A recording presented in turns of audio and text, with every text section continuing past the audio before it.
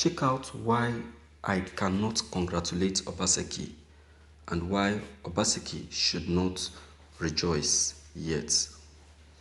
I have purposely retired from the elections in the last few days to give our political opponents enough space to appreciate their success in the Edo 2020 governorship election with Godwin Obaseki.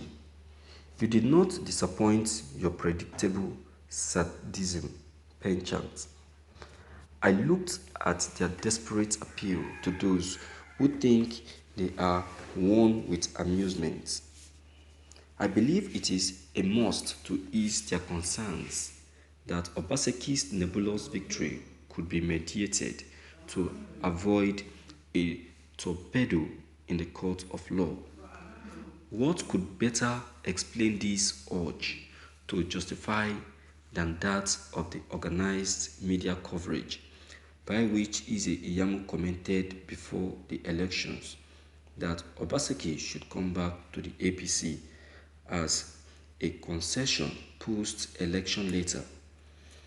It should be noted that in writing that post, APC candidate and my principal, Pastor Osage Eze Iyamu, have neither declared a defeat, a default, nor congratulated Governor Godwin Obaseki, who has been declared winner by polls on 19th September. Despite the celebrated surrender of the APC leadership in Abuja, I actually don't know what Pastor Osagi Eze Iyamu think of the elections and the attitude he wants to take in defying their results. I am not sure, however, that Godwin Obaseki has been disqualified. I would like to say that I shall not congratulate Obaseki or his followers and supporters until the matter before the court is decided in his favor. Without regard to what Osagi Eze Iyamu says on the option or qualification of Godwin Obaseki, I am not going to blame Eze Iyamu for congratulating Obaseki, but I have a right to take a decision here. I do not. I am agreed that given the unanswered mystery surrounding how he was admitted into the prestigious University of Ibadan to read classical books with a 3 credits excluding English and literature at his review of O-level certificate, Obaseki did not qualify for the governor of Edo State or has proved it to be a successful governor. He wants us to assume that the dubious higher certificate used to obtain admission is not correctly presented or confirmed.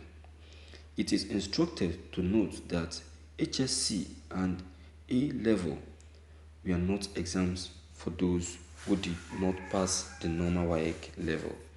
This exam was an advantage for the first year of the graduate program.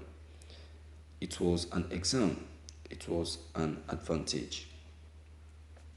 The major problem is how could Obaseki be a member of an A level or HSC without passing the ordinary level, which is a compulsory credit pass? The remedy to English failure was and remains O level repeated. Has Obaseki a second result at O level submitted to Ibadan University?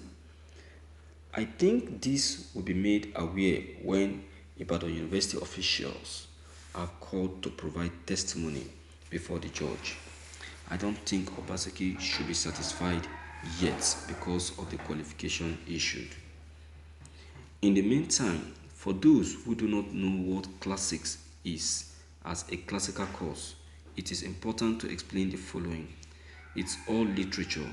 The classics in lingua franca, Nigerian literature is based on the English language. It is also odd that people who did not speak English or who did not read English had an invitation to a course on English language literature. However, considering my doubts, let me know that I did not pass a judgment on Governor Godwin Obaseki academic qualification at the point where he became a university holder. I do, however, assume that he did not support his demand to be properly admitted to Ibadan in 1976. That means he may not have been eligible for admission. I strongly suspect that Obaseki did any illegal, dishonest, and questionable work for his admission unless proved otherwise.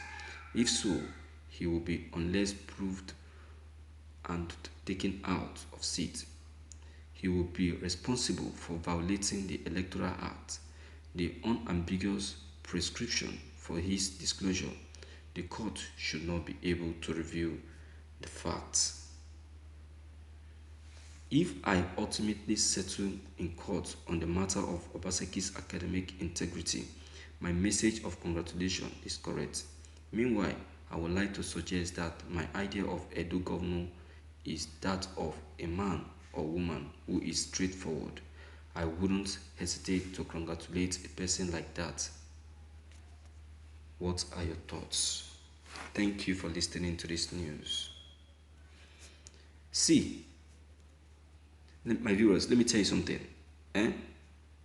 Oshomole should just go and have a seat. You should just go and have a seat quietly before he disgraces himself further. He has disgraced himself enough. And he has caused enough harm. Is it because he hasn't gone to jail? See the harm he caused APC. Look at what it cost APC. APC is still struggling to survive it. Now he still have the mouth to come out and still talking, questioning the governor's certificates. What kind of human being is this man? This is the same thing he did that made him to disqualify Obaseki in APC. Is it because he happens to be his predecessor, or is it because he happens to be the one that supported him in the first term? So he has access to his qualification. So that's why he's saying all of this rubbish. My viewers, Oshomole is a blasphemer. He's a punk-noser. He's a critic and a disgrace. I'm sorry to say, I am not biased, but it's so painful that Oshomole will be saying all of this. I'm disappointed, despite his level of education, his personality. He could be saying all this kind of rubbish. I can't believe it. I can't just believe it. You understand? So my viewers, let's call a spade a spade. Oshomole has gotten to the climax. He should do whatever he wants to do and should be disgraced once and for all. So my viewers, I don't know what your comment concerning all that has just been said may be, but please do well to leave your comment below the comment box. Click on the subscription button as well as the bell button to get updated whenever I upload any new videos. Thank you.